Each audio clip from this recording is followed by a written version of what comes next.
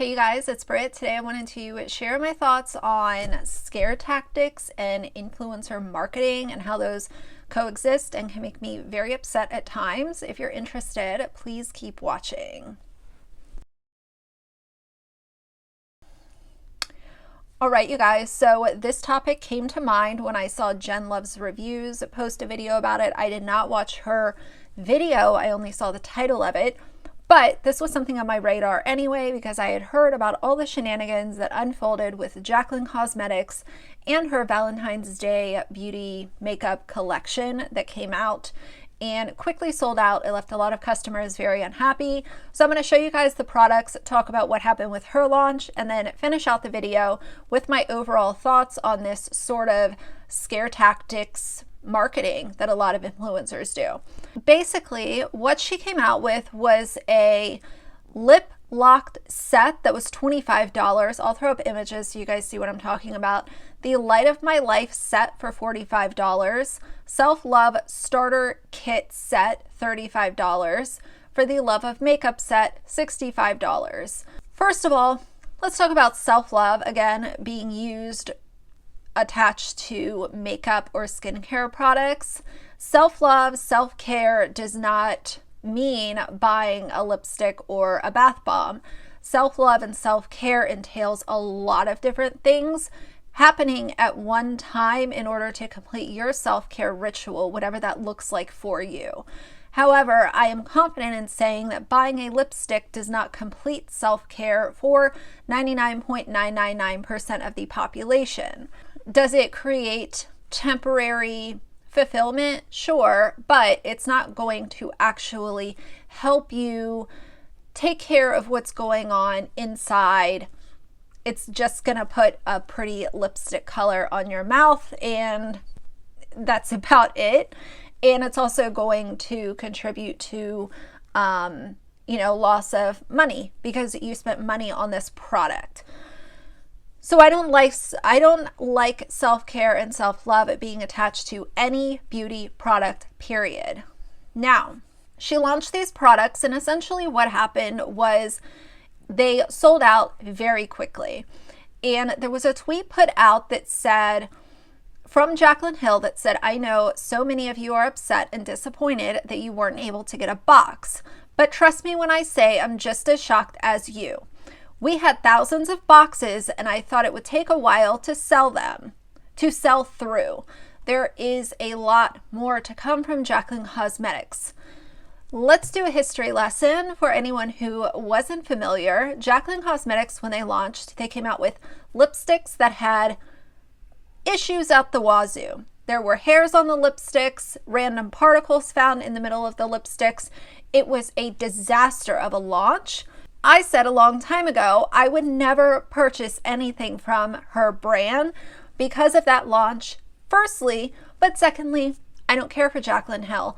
I used to watch her in like 2014. I was a short-time subscriber of hers, and she lost me very quickly because I just didn't feel like she was being genuine, and I don't care to give my watch time or parts of my day to people that I don't feel a genuine connection with. So aside from her initial launch being an absolute disaster, she did continue to come out with additional products that sold well. People continued to give her the benefit of the doubt. Not everybody, but some people did. I feel like she is, her brand is always going to have kind of this scarlet letter on it because of how the launch went. And more importantly, how she dealt with the launch or didn't deal with the launch. She promised that there was going to be an investigation launched. We were all going to have all the answers. That never happened, and it was never talked about. So she will sporadically thank people for giving her a second chance, but she will never give those initial customers any answers. A refund is fine and dandy, but people want answers. What happened with that launch? Why were there hairs in your lipsticks? What happened when you had an outside chemist test the products? Where are the answers? They're nowhere. So on that tweet that Jaclyn put out, I want to read some of the responses. The first one that I find interesting is someone said, I'm desperately looking on eBay and Mercari. That's how bad I wanted it. You guys, please do not go to websites like this in order to obtain products. Even if it's a legitimate product, you're paying triple, sometimes even more than triple, what the actual MSRP is on the product. I promise you, these red lipsticks and lip glosses are not worth paying 4 times what they're actually worth. It makes me very sad to see people willing to just throw all of their money at something that is it's so dupable. It's so easy to find similar products at a fraction of the price. It just makes me sad. And plus then, you know, you're going onto this website, you don't know if the products are actually authentic. And like I said, even if they are, you're paying literally an arm and a leg for them. The next person said, this was one of the big problems with this Valentine's Day collection. Someone said, yeah, but why did it take our stuff out of our carts while we were putting in payment information? So evidently what happened was people had the items in their cart, and at checkout, the collection sold out, and those people were putting in their billing information or their credit card info, and they were not able to complete their order. I do not understand how any company that is selling merchandise would allow this to happen. Once something is in your cart, it should be reserved for at least 15 minutes. Allow the people to get through the checkout process. Don't dupe them into thinking that they got a product and then it's pulled from under them while they're putting in their billing information. That, I mean, among other things, that alone would make me say I will never support this company again. It sold out while it was in my cart and I was waiting. Doesn't seem fair. And that it was at 1:58, 2 minutes before launch.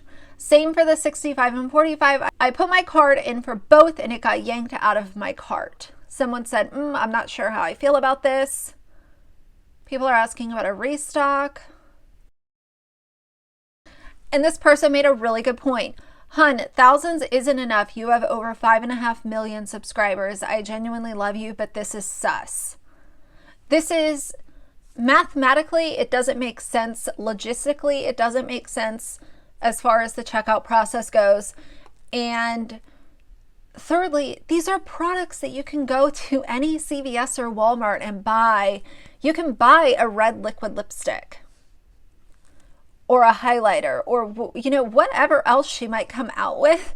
These are dupable products. This is not something that is one of a kind or that lust-worthy. So this launch was a disaster, not surprisingly, in my personal opinion. I will never buy anything from Jaclyn Cosmetics, nor will I support her on any platform or watch any of her videos. I think she's boring and I think she's fake. So, let's talk about the scare tactics used by a lot of influencers when it comes to launching products.